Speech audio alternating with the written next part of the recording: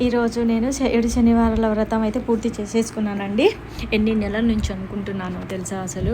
3 నెలల నుంచి అయితే నేను ఈ శనివారం చేద్దాం అనుకోని శుక్రవారం మొత్తం తయారు చేసుకొని ఏదో ఒక ఆటంకం వచ్చి ఆగిపోయానండి.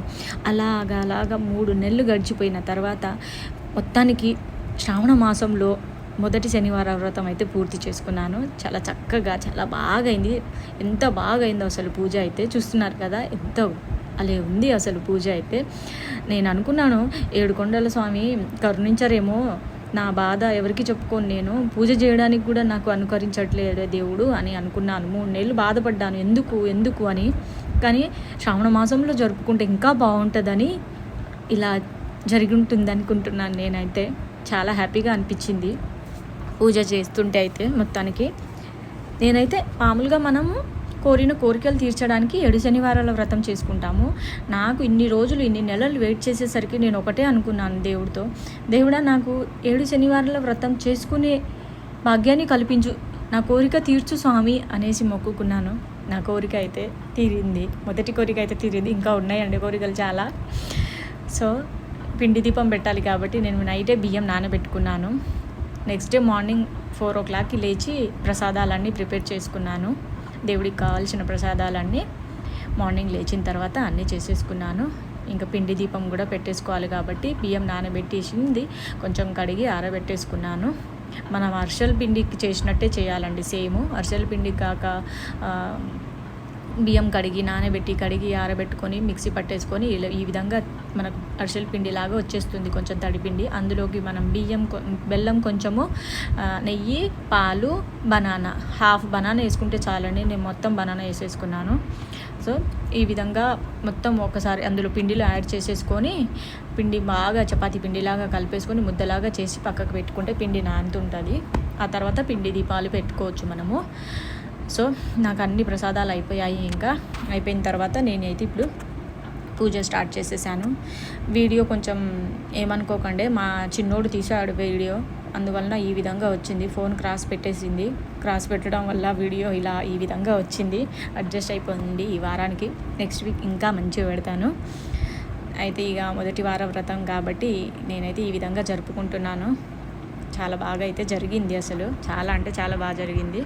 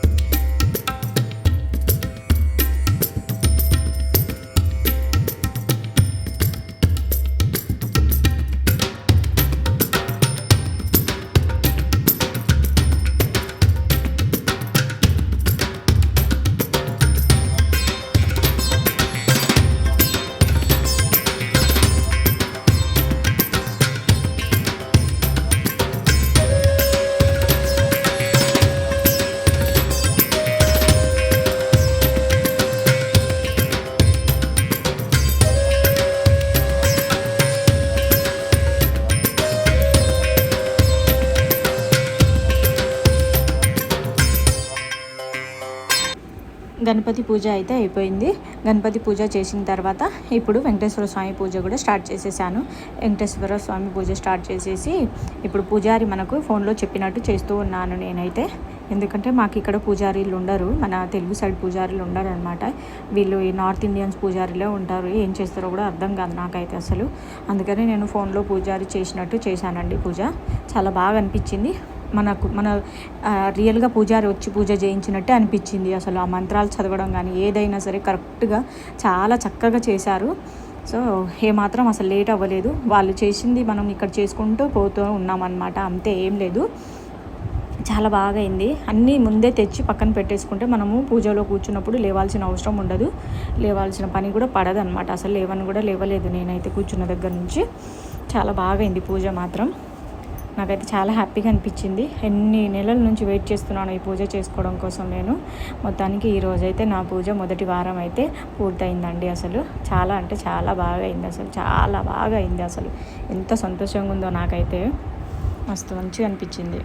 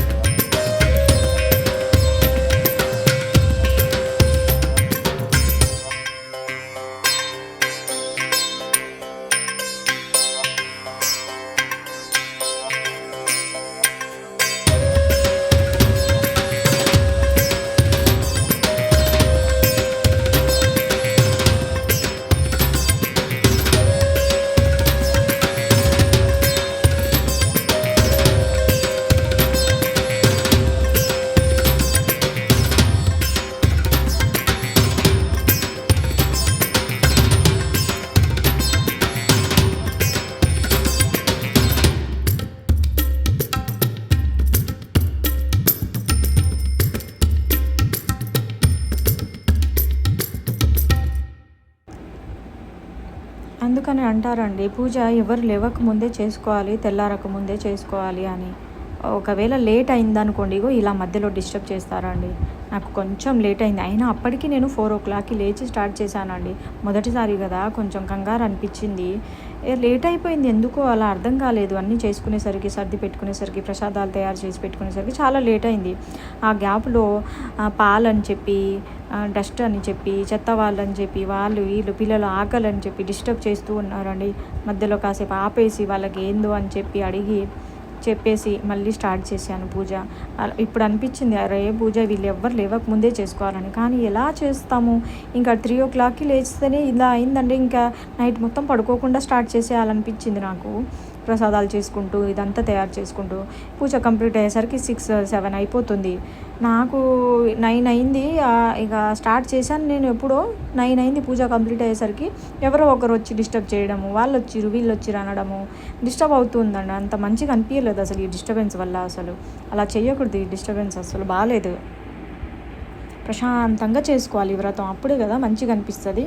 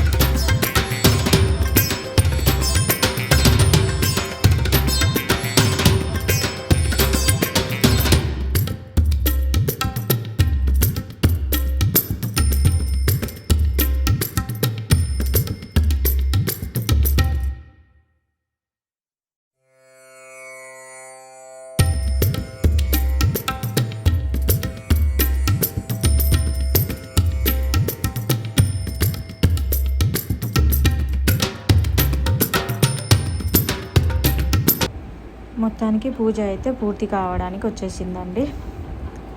చాలా మంచిగా అనిపించింది. ఎంత బాగా జరిగిందో పూజ అయితే. కాకపోతే ఒక్కదాన్ని అవ్వడం వల్ల నాకు వీడియో తీయడానికి ఎవరు లేక పిల్లల్ని తీయమంటే పిల్లలు ఈ విధంగా వీడియో తీసి పెట్టిర్రు. అంతే తప్పితే పూజ చాలా బాగా అయింది. సో మంచిగా అనిపించింది, నాకైతే చాలా మంచిగా అనిపించింది. ఎన్ని నెలల నుంచి వెయిట్ చేశాను నేను. అదంతా ఈరోజు మంచిగా జరిగింది. చాలా హ్యాపీగా ఉంది అసలు.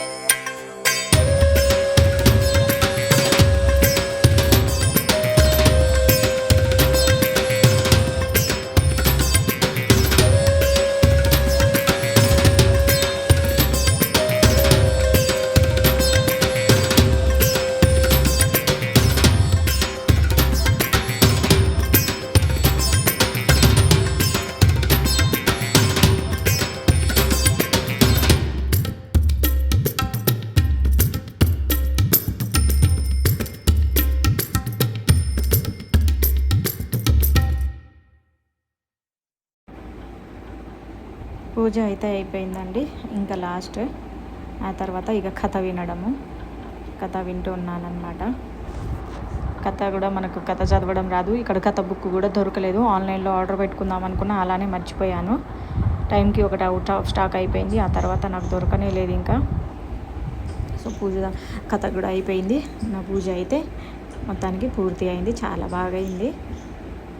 ఎన్ని నెలల నుంచి అనుకున్నానండి. ఇప్పటికీ నా కళ నెరవేరింది. ఈ శనివార వ్రతం మొదటి శనివార పూజ అయిపోయిందండి. మీరు కూడా చేసుకోవాలి అనుకునే వాళ్ళు మాత్రం ఖచ్చితంగా చేసుకోండి. చాలా అద్భుతంగా ఉంటుంది. అస్సలు స్కిప్ చేయకండి. వ్రతం చేసుకోవాలి అనుకునే వాళ్ళు ఎన్ని కష్టాల్లో ఉన్నా బయటపడతారండి. ఏదైనా సరే